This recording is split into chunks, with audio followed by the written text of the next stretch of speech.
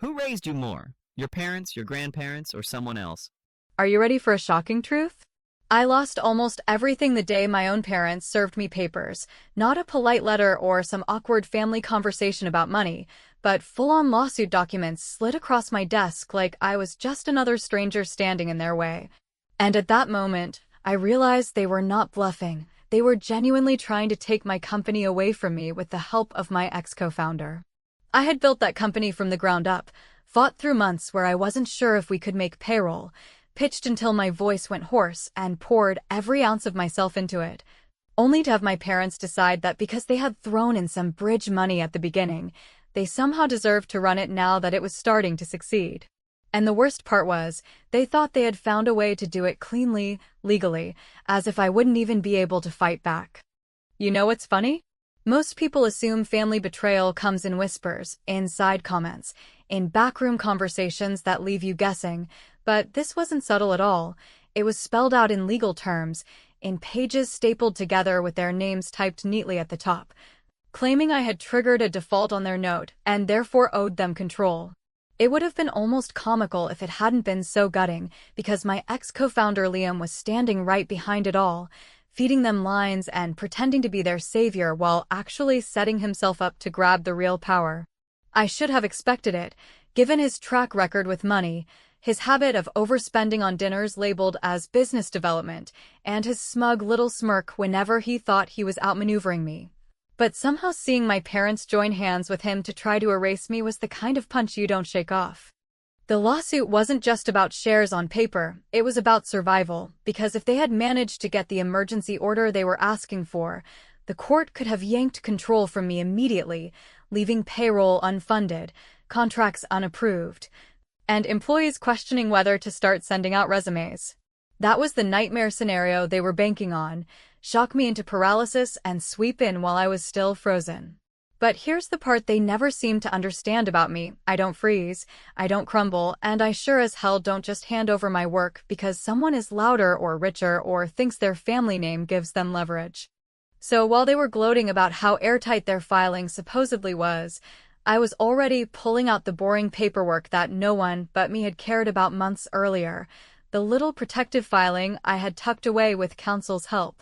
the schedule of assets and reversion clause that tied the core intellectual property of the company to me personally unless certain conditions were met. It was the kind of document that looked dull to anyone skimming, the kind that made even lawyers groan because it wasn't glamorous litigation or dramatic courtroom argument, but it was the shield I needed, and I had signed it quietly, long before they even thought of making their move. And let me tell you, hitting send on the filing that formally recorded that protective claim was the most satisfying click I've made in years. It meant that even if a judge had wanted to give them what they were asking for, they couldn't take the heart of the company because it was locked up, held in a place only I could release. Their emergency motion to seize control went nowhere because you can't just grab what doesn't legally belong to you, and the company had its payroll secured because I had built the timing around that exact possibility. I still remember Danielle, my attorney, saying flatly, "They can yell all they want, but the law doesn't care about volume, it cares about filings." And she was right, because once the dust settled, they were blocked at the very first gate. But the real moment, the one that people ask me about when they hear the story, came in court. We were standing there, their lawyer puffed up and overconfident, mine calm and measured, when Judge Lawson leaned forward, adjusted his glasses, and said in the most casual way, "I think I saw you at dinner with my daughter last week." The entire room seemed to freeze. My parents' faces drained of color instantly, like they had just watched the case collapse in front of them, because they had no idea what that connection meant or what the judge was about to do with it. To me, it was nothing more than a coincidence, a community event I had attended as a mentor to young founders, a dinner where his daughter happened to be present, but to them, it sounded like favoritism, like the ground had just tilted against them. And I will never forget the look in their eyes, because for the first time, they weren't certain of winning, and the certainty was the only thing they had been carrying with them into this fight. That single offhand remark shook them more than any legal filing, any clause, any boring schedule of assets I had tucked away. They thought they had me cornered, and suddenly they looked like the ones standing in quicksand. That was only the first battle, though, and I knew it. The real war was just beginning, and if they thought I was going to back down after seeing how low they were willing to go, they were out of their minds. When I walked out of that courtroom after the judge's casual remark about dinner with his daughter, I knew my parents and Liam would not retreat quietly. Because people who believe they are entitled to something they did not build rarely accept defeat at the first sign of resistance, and instead they tend to double down, spinning new narratives and grasping for new ways to convince everyone around them that they are still in control, even as the ground beneath them starts to crumble. What happened next was not a frontal attack in court, but a quieter, more insidious campaign that seeped into the walls of my company, because Liam began whispering to key employees, planting doubts in their heads, suggesting that I was finished. That control would soon shift, and that anyone loyal to me would find themselves on the wrong side of history when the dust settled. And those whispers, as ridiculous as they might sound now, can feel very real to people who rely on their jobs to pay mortgages and feed families. I could see the unease ripple through the office, not in open rebellion or confrontation, but in nervous glances, sudden silences when I entered a room, and questions wrapped in politeness that were really about survival. Questions like, "Are we okay on payroll?" Or, "Should I hold off on signing this contract until things are clearer?" Those little signals told me that the lawsuit was not just a family betrayal or a legal battle. It was a threat to the fabric of the team I had built, and if I allowed Liam and my parents to fracture that loyalty, then the case would be won before it ever reached a ruling, because companies do not die only in courtrooms, they die when the people who make them real stop believing in their future.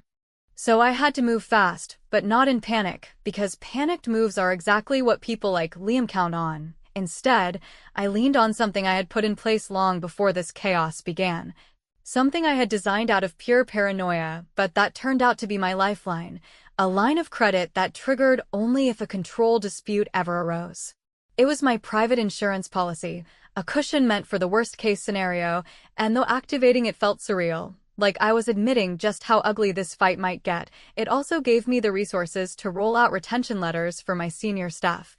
each one spelling out clear terms, bonuses, and guarantees that tied their stability not to my parents or to Liam, but directly to the future I had laid out. When people saw numbers on paper, not rumors in the hallway, their shoulders dropped just enough for me to know the fear was loosening its grip. At the same time, I knew clarity mattered as much as money, because uncertainty breeds panic, and panic is the oxygen of hostile takeovers. So I sent a simple, factual email to the team, not some dramatic speech or tear-filled plea for loyalty, but a direct explanation of what had been filed, what it meant, and, more importantly, what it did not mean. I told them the truth, that no judge had transferred control, that payroll was secure, that contracts were valid, and that our work continued without interruption. I did not sugarcoat the fight, but I also did not let Liam's story go unchallenged, and in that balance, I could feel people recalibrate, realizing that the sky was not falling, that rumors were not reality. Still, I wanted more than reassurance. I wanted proof of who was feeding the outside narrative, because it was obvious someone was leaking selective information, turning internal doubts into public whispers, and if I could identify that pipeline, I could cut it off at the source. So I set a trap, not with anger but with precision. I created a slide deck with a single typo buried in the text, nothing glaring, nothing that would scream, test. Just a misplaced letter that looked like the kind of mistake anyone might overlook if they were skimming. I shared one version with 3 different people, each one carrying a slightly different typo, and then I waited. It did not take long. Within days, a blog post appeared, breathlessly describing internal concerns at my company, complete with a slide that matched one of the versions exactly, typo and all. In that moment, I knew exactly who had opened their mouth, because fingerprints are not only found in crime labs, they live in the details people never think matter. I did not confront them directly, because confrontation would have given away my method, and instead I quietly documented the proof, folded it into the growing pile of evidence that showed Liam's camp for what it was, desperate, sloppy, and willing to burn trust for leverage.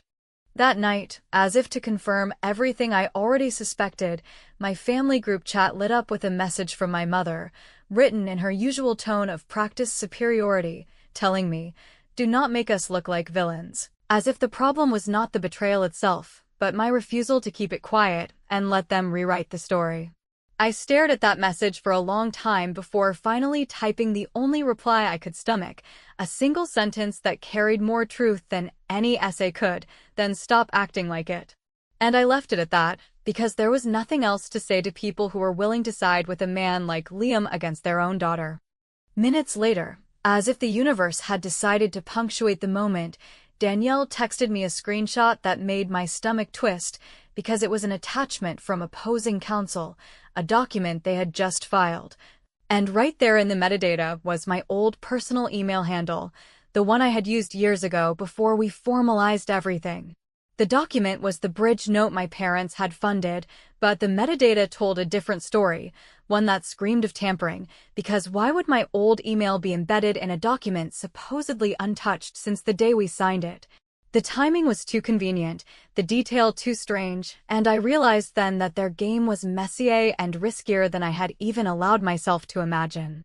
The leak trap had shown me who was feeding rumors, but that metadata clue was something bigger, something that suggested manipulation at the very core of their legal strategy, and as I sat there staring at it, I felt a mix of dread and anticipation. Because if they had doctored evidence, then the war was shifting into a territory they might not be prepared to navigate, and I was more than ready to follow them there. The morning after I discovered the metadata anomaly, I sat alone in my home office, the room quiet except for the low hum of the heater and the occasional click of my keyboard as I combed through every digital record I could access. Because in moments like this, clarity is forged not in intuition or anger, but in the painstaking reconstruction of facts, and if I allowed my mind to drift toward assumptions or what-ifs, I would have lost the one advantage I still possessed, the ability to see the full picture while everyone else was scrambling to convince themselves that appearances were reality. As I traced emails, contracts, and cloud-stored drafts, I began to notice patterns that were subtle but unmistakable, signatures of human error combined with intentional obfuscation, like the small discrepancies in timestamps and file names that only someone deeply familiar with the workflow would have been able to manufacture, and as the implications unfolded, I realized that this was not simply about a family dispute or a sibling rivalry. This was a deliberate, coordinated attempt to undermine the infrastructure I had built over decades, using every personal and professional connection my parents and Liam could access to slowly tighten a noose around my company's operations and, by extension, my reputation. While many people would have panicked at this revelation, I felt a cold clarity take over, a recognition that panic is the currency of defeat, and that the only way to preserve control was to act decisively but deliberately, to convert the growing tension into leverage rather than let it consume me, and so I began drafting contingency plans that were simultaneously defensive and offensive, contracts that I could execute with immediate effect to secure key partnerships, letters to employees, reinforcing their commitment to the company and to me personally, and, most importantly, a framework for confronting my parents and Liam in a way that would expose their duplicity without providing them with an opportunity to twist the narrative yet again. Each line I wrote, each strategy one considered, was filtered through the lens of understanding human behavior, because this was not a legal fight only, it was a psychological one, and the people around me, some loyal, some fearful, some curious, would respond not only to facts, but to the subtle currents of confidence, fear, and anticipation that I could manipulate with precision.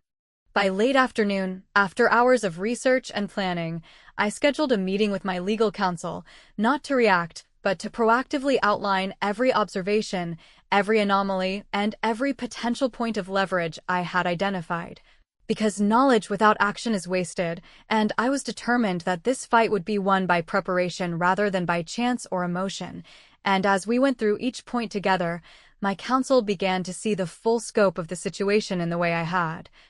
Recognizing that the challenge was not simply familial but systemic, that the methods employed by my parents and Liam were sophisticated, and that our response needed to be equally structured, anticipatory, and decisive, with contingencies built for every foreseeable countermove, and even some we could not yet anticipate. Later that evening, I made a call to Danielle, my most trusted advisor outside the legal sphere, and walked her through what I had uncovered, not in fragments or in panic-driven bursts, but in a measured, comprehensive narrative that allowed her to understand the stakes, the players, and the likely intentions behind every move, because I knew that clarity breeds confidence, and confidence influences outcomes far more than anger or confrontation ever could. And by the time I finished speaking,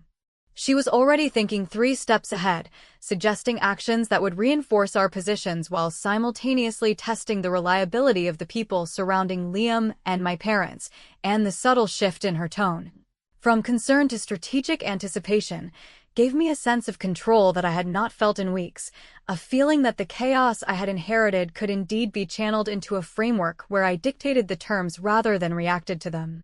As the night deepened, I reviewed the communications again, every email, every document, every digital breadcrumb that could provide insight into the orchestrated attacks, and in doing so, I began to identify patterns in the timing and content that suggested not only opportunism but desperation, and that desperation became a tool, because people who feel cornered reveal more than they intend to, and by carefully tracking these revelations,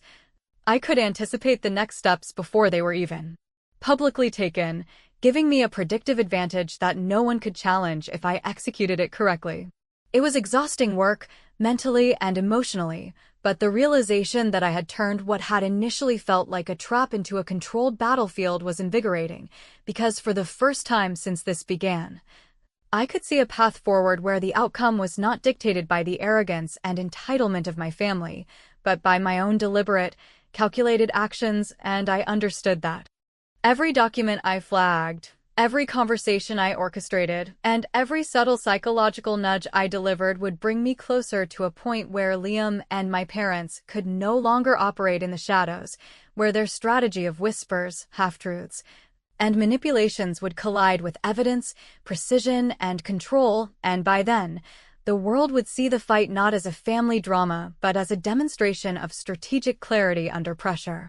By the time I finally stepped away from my desk, hours later, my plan was no longer a reaction. It was a framework of action that allowed me to move confidently through a maze designed to trap me, and while the uncertainty of human behavior always remained, I knew that preparation, observation, and the deliberate orchestration of every move had shifted the balance, placing the power firmly back where it belonged, and for the first time since this ordeal began, I allowed myself to recognize that victory was not only possible, it was inevitable if I remained disciplined, meticulous, and unflinchingly strategic. When the invitation arrived, elegantly printed on thick cream cardstock with gold-embossed lettering that seemed designed to convey an unspoken sense of prestige, I felt a mixture of apprehension and controlled curiosity,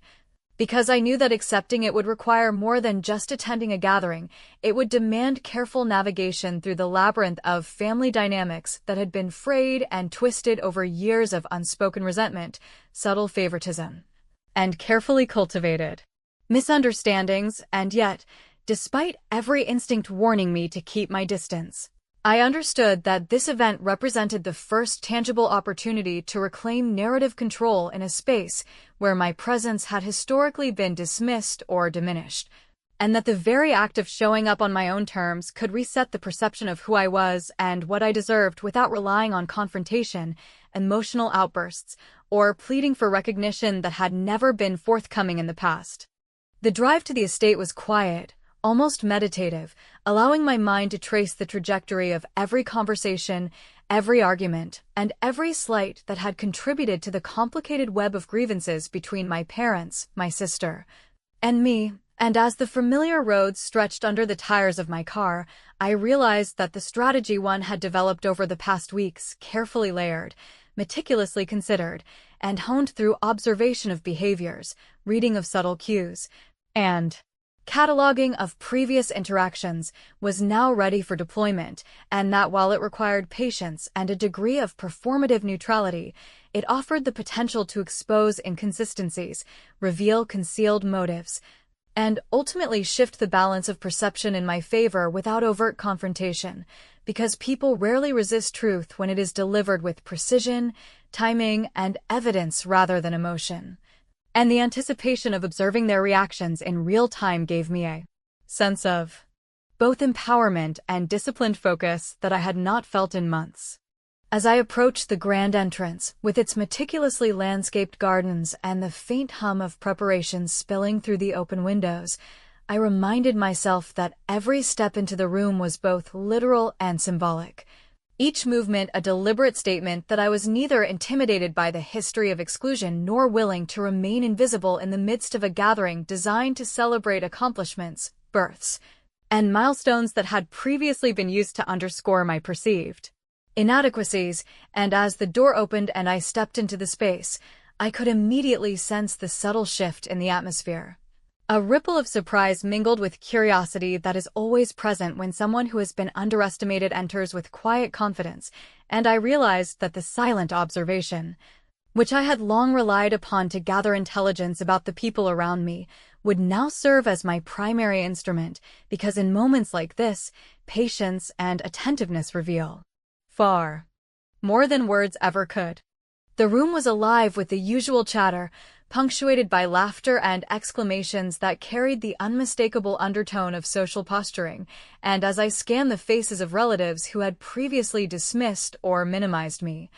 I noted the micro-expressions that betrayed recognition, mild astonishment, and, in some cases, subtle discomfort, because the disparity between expectation and reality is rarely easy to disguise.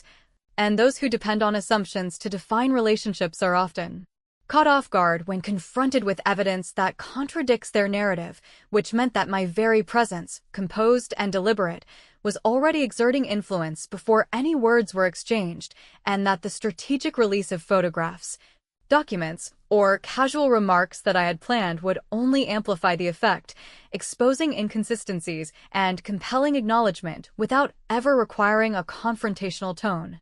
When I finally engaged in conversation, choosing my words with precision to convey confidence, competence, and measured revelation, I watched as responses shifted. Subtle recalibrations of tone and body language that betrayed attempts to maintain composure while recalculating assumptions, and I realized that the stories I had collected, carefully documented and timed, would soon be placed in the larger context of the evening, transforming the gathering from a demonstration of privilege and exclusion into an arena where truth, timing, and deliberate orchestration dictated the narrative, and that the moment I released the first set of photographs online, which had been strategically curated to capture both professional achievement and personal agency, the reaction would be immediate, and indeed, even before my phone buzzed, I could sense the ripple through the room. The unspoken acknowledgement that the equilibrium had shifted, that the invisible boundaries my parents and sister had imposed were no longer unchallenged, and that the story of my absence, perceived marginalization, and underestimation would now have a new, undeniable chapter authored by me. By the time the evening began to wind down, with conversations growing less strategic and more reactive, I recognized that the careful preparation, the patience, the quiet observation, and the deliberate execution of small, meaningful actions had created a space where control had shifted subtly but irrevocably, and that in this environment, every glance, every murmured acknowledgement, and every polite expression of surprise contributed to the slow but certain recalibration of perception, proving that power is not always exercised through dominance or volume, but often through the quiet mastery of timing, strategy, and the patient accumulation of evidence that makes denial impossible. And as I left the estate, feeling the crisp night air against my face, I knew that the evening was not simply a personal victory, but the beginning of a larger reclamation of agency that would define the next chapter of interactions with my family, establishing a precedent that recognition and respect are earned through presence, preparation, and deliberate action rather than through hope or apology. As the weeks following the gathering unfolded, I found myself reflecting on the extraordinary power of timing, preparation, and silent observation in shaping the perceptions of those who had long assumed authority over the narrative of my life. Because it became increasingly clear that influence does not arise from loud declarations, dramatic confrontations, or emotional outbursts, but from a careful alignment of facts, presence, and evidence that speaks for itself. And as I considered the delicate interplay between visibility and perception, I realized that the subtle shifts I had initiated at the mountain lodge had created a ripple effect that extended far beyond the immediate room, touching conversations, social media discussions, and private reflections in ways that were both profound and irreversible, and that the control I had quietly established over the narrative was not merely symbolic but tangible, measurable in the hesitant tones, the recalibrated gestures, and the newfound attentiveness of relatives who had previously dismissed my achievements or minimized my presence. The days that followed were a study in human behavior, a continuous observation of how individuals respond when confronted with undeniable evidence that challenges long-held assumptions. And I noted with careful attention how each person processed the subtle recalibration of status, recognition, and respect, because what I had initiated was not an act of revenge, but a demonstration of agency. A deliberate assertion of presence that could not be ignored, denied, or diminished. And as the notifications on my phone began to multiply with messages, inquiries, and hesitant acknowledgments from extended family members and friends alike, I understood that the act of strategically sharing my accomplishments, professional milestones, and personal triumphs had not only reclaimed my narrative, but had also instilled a measure of accountability among those who had previously relied on omission and assumption to maintain an unchallenged position of authority within our shared history, and that the shift in perception was as satisfying as it was inevitable because it had been constructed thoughtfully, patiently, and with an acute awareness of the subtle dynamics that govern human relationships. Every interaction in the weeks that followed seemed infused with a new, delicate tension, a recalibration of respect and attentiveness that had been absent for years. And as I navigated the social landscape with the same deliberate care I had employed at the lodge, I noticed that my own confidence had deepened, strengthened not merely by the acknowledgement I received, but by the recognition that influence is most potent when it is exercised without aggression, when the quiet authority of evidence, timing, and composure creates a space where truth cannot be contested, ignored, or diminished. And that the strategic patience with which I had approached the gathering had not only allowed me to reclaim personal dignity, but had also demonstrated to others, without overt confrontation, that their assumptions about my limitations, my visibility, and my worth had been fundamentally flawed. As family interactions continued, I found myself increasingly aware of the ways in which the subtle recalibration I had orchestrated influenced not only the tone of conversations, but the content of decisions, invitations, and even private reflections, because when recognition is withheld for long periods, the sudden illumination of accomplishment and presence can compel a reconsideration of previously unchallenged assumptions. And I watched with a mixture of satisfaction and quiet amusement as my parents, my sister, and even extended relatives adjusted their behaviors, sometimes hesitantly, sometimes with visible discomfort, but always in acknowledgement of the reality I had quietly, deliberately established, which was that my achievements, presence, and agency could no longer be dismissed, overlooked, or diminished without consequence, and that the equilibrium of attention, consideration, and respect had shifted irrevocably in my favor. Not through confrontation, not through outrage, and certainly not through pleading, but through the disciplined accumulation of tangible evidence, strategic timing, and composed observation. The culmination of these weeks, however, was not merely in the recalibration of others, but in the transformation within myself, because having navigated the complex social landscape with deliberate care, having exercised agency without aggression,